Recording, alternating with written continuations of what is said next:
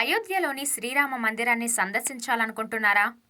కాబట్టి మీరు శ్రీరామ మందిరంతో పాటు ఏ ఇతర ప్రదేశాలను సందర్శించవచ్చో తెలుసుకోండి. రామ్ కీ పౌరి అయోధ్య నగరానికి చేరుకున్న తర్వాత మొదట రామ్ కీ పౌరికి వెళ్ళండి. సరయూ నది ఒడ్డున వరుస ఘాట్లు ఉంటాయి. ఇక్కడ స్నానం చేస్తే సర్వ పాపాలు తొలగిపోతాయని నమ్మకం. హనుమాన్ గర్హి రామ్ కీ పౌరిలో స్నానం చేసిన తర్వాత మీరు హనుమాన్ గర్హికి వెళ్ళాలి.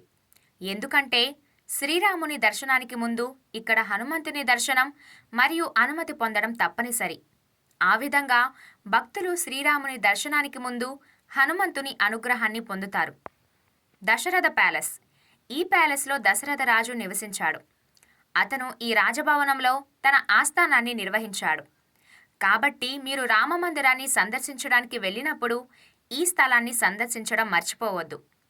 కనకమహల్ త్రేతాయుగంలో సీతకు రాణి కైకేయి కనిపించిందని, ఆమెకు కనకమహల్ ఇచ్చిందని నమ్ముతారు. మీరు అయోధ్యలో ఈ కనకమహల్ చూడవచ్చు.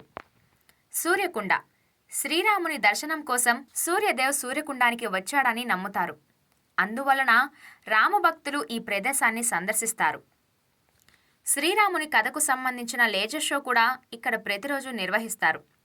సీతా వంటశాల ఈ వంటశాలలో సీతా తల్లి 5 మహర్షులకు భోజనం వడ్డించింది. ఈ ప్రదేశం అయోధ్యలో ప్రసిద్ధి చెందింది. గుప్తా ఘాట్ రాముడు ఈ ఘాట్ నుంచి తన నివాసానికి వెళ్ళాడని రామాయణంలో చెప్పబడింది. ప్రజలు అయోధ్యను సందర్శించినప్పుడు కూడా ఈ ప్రదేశాన్ని సందర్శిస్తారు. నాగేశ్వరనాథ్ ఆలయం రాముని కుమారుడు కుష స్థాపించిన నాగేశ్వరనాథ్ ఆలయం ఇక్కడ ప్రసిద్ధి చెందింది.